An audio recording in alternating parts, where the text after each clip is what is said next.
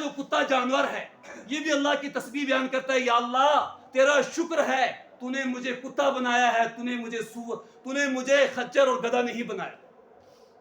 اور جو گدھا ہوتا ہے وہ بھی اللہ کی تعریف بیان کرتا ہے، یا اللہ تیرا شکر ہے تو نے مجھے گدھا بنایا، تجھے مجھے خنزیر نہیں بنایا. اور جو خنزیر ہے وہ بھی دعا کرتا ہے، یا اللہ تیرا شکر ہے، تیری تعریف بیان کرتا ہوں کہ تو نے مجھے خنزیر تو بنایا، بے نمازی نہیں بنایا. تو نے مجھے بے نمازی نہیں بنایا. بے نمازی کی وجہ سے رحمتیں رک جاتی ہیں، برکتیں رک جاتی ہیں، گھر کے اندر نفرتیں پیدا ہو جاتی ہیں. اس موقع پر خداوند قدوس نے اپنے محبوب کو جو تحائف دیے واپسی پر، جب مہمان رخصت ہوتا ہے میزبان اس کے ہاتھ میں کچھ نہ کچھ دے دیتا ہے کہ میرے گھر سے جا رہا ہے. جب اللہ کے نبی علیہ السلام سدرۃ المنتہا سے واپس آ رہے تھے، اللہ تعالیٰ نے بھی آپ کو تحفے دیے ہیں، آپ کو کچھ تحائف دیے ہیں اس امت کے لیے. سب سے پہلا جو تحفہ دیا تھا وہ 50 نمازیں تھیں، 50 نمازیں. اور جو دوسرا تحفہ تھا وہ سورہ بقرہ کا آخری رکوع تھا. اور تیسرا تحفہ کہ آپ کی امت کا جو بندہ اللہ کے ساتھ شرک نہیں کرے گا میں اس کی مغفرت کروں گا. اب جب آپ چھٹے آسمان پر پہنچے، حضرت موسیٰ سے ملاقات ہوئی. حضرت موسیٰ نے فرمایا، حضرت موسیٰ کو اللہ کے نبی علیہ السلام سے ملاقات کر کے خوشی بھی ہوئی تھی اور ملاقات کر کے ناگواری بھی ہوئی تھی. خوشی اس اعتبار سے ہوئی تھی کہ اب آخری پیغمبر ہیں، اللہ نے آپ کا دیدار کرا دیا. اور ناگواری اس اعتبار سے ہوئی تھی کہ آپ کی امت یعنی محمد اور رسول اللہ کی امت اگر کم نیکیاں بھی کریں گی، ان کم نیکیوں پر بھی اللہ اس کو اتنا ثواب دے گا، باقی امتوں کو اتنا ثواب نہیں ملتا تھا. اب حضرت موسیٰ نے فرمایا اللہ نے کیا آپ کو تحفے کے طور پر دیا؟ محمد اور رسول اللہ نے فرمایا 50 وقت کی نمازیں.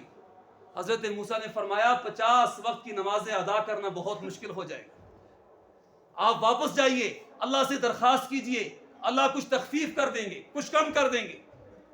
محمد اور رسول اللہ دوبارہ تشریف لے گئے، یا اللہ میری امت 50 وقت کی نمازیں ادا نہیں کر سکتی، نہیں کر سکے گی، کچھ کم کر دیجئے. کچھ نمازیں کم ہوئیں. دوسری مرتبہ پھر پہنچے چھٹے آسمان پر، حضرت موسیٰ نے فرمایا کہا ابھی بھی آپ کی امت نمازیں ادا نہیں کر سکی. پھر گئے نمازیں کم کروا کر آئے. پھر تیسری مرتبہ بھی گئے. اب جو چوتھی مرتبہ واپس آ رہے تھے، حضرت موسیٰ نے پوچھا کتنی نمازیں رہیں؟ کہا 5. کہا 5 بھی ادا نہیں کر سکتی، جاؤ اللہ سے درخواست کرو. اس وقت محمد رسول اللہ صلی اللہ علیہ وسلم نے فرمایا اب مجھے حیا آ رہی ہے، اب میں اللہ کے پاس نہیں جا سکتا. اب اللہ نے فرمایا اگر تمہاری امت 5 وقت کی نمازیں ادا کرے گی میں اس کو 50 وقت کی نمازوں کا ثواب دوں گا. نمازیں 5 پڑھے گی لیکن ثواب 50 کا. اب ہم ذرا سوچیں، ذرا تصور کریں اللہ کے نبی علیہ السلام کے اس معراج کے سفر کا پس منظر. بھی باتیں بہت اس میں اور کہنی آپ کے سامنے عرض کرنی تھی، وقت مختصر ہے. آئندہ جمعہ پر انشاءاللہ کچھ معراج کی نسبت سے اور باتیں بھی آئیں گی. عرض یہ کرنا ہے اللہ کے نبی علیہ السلام کو 50 نمازیں دی، تخفیف کرواتے ہوئے 5 رہی. 5 نمازیں امت ادا کرے گی، امت کا ایک ایک فرد پڑھے گا جو بھی شریعت کا مکلف ہوا، چاہے مرد ہو چاہے عورت، لیکن 5 پڑھیں گے ثواب ملے گا 50 کا. لیکن ہم سوچیں کہ اللہ کے نبی علیہ السلام خداوند قدوس کے سامنے بیٹھ کر جو اللہ کی خدمت میں تحائف پیش کیے، اللہ نے آپ پر کوئی تحائف آپ کو دیے، اس وقت اللہ کے نبی علیہ السلام اپنی امت کے نیک بندوں پر سلامتی، پھر امت کے وہ بندے، امت کے وہ لوگ جو اللہ کے نبی علیہ السلام کی سنتوں کے خلاف اور شرعی احکامات کو ترک کر کے اپنی زندگیاں گزار رہے ہیں، ان کے لیے بھی اپنے رب حقیقی سے انعام اور تحفے کے طور پر درخواست کی.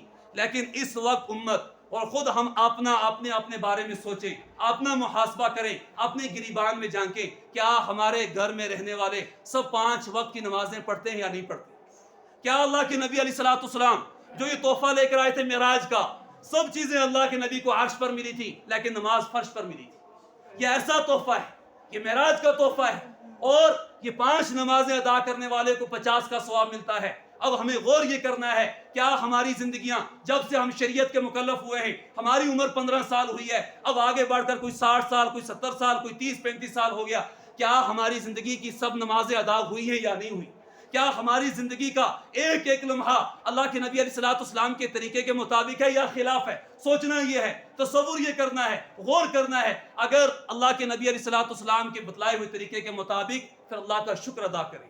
اور اگر خلاف پھر استغفار کریں، توبہ کریں کہ یا اللہ جو زندگی باقی رہ گئی ہے وہ صراط مستقیم پر گزارنے کی توفیق دے، اور جو نمازیں چھوٹ چکی ہیں جان بوجھ کر بھی ان کی قضا کر لیں، ابھی وقت ہے۔ لیکن جب وقت چلا جائے گا پھر اللہ کے حضور خود سوچیں کہ ہم جا کر کیا جواب دیں گے۔ جب ہم دنیا کے اندر 5 وقت کی نمازیں نہیں پڑھ سکتے، پھر اللہ کے نبی علیہ السلام سے ہم کیسے سفارش کروائیں گے؟ پھر اللہ کے نبی علیہ السلام کا حوض کوثر کے وقت ہم کیسے دیدار کریں گے؟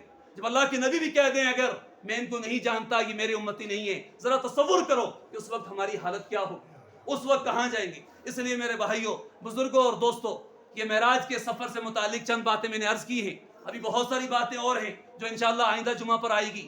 سب سے یہی درخواست ہے کہ ہم اپنی زندگی کے مقاصد کو پہچانیں اور 5 وقت کی نمازیں مردوں کی مساجد کے اندر ہو۔ جیسے میں نے ابھی بھی کہا کہ خنزیر بھی اللہ کی حمد بیان کرتے ہوئے کہا تھا یا اللہ تیرا شکر ہے تو نے مجھے سور خنزیر بنایا لیکن بے نمازی نہیں بنایا۔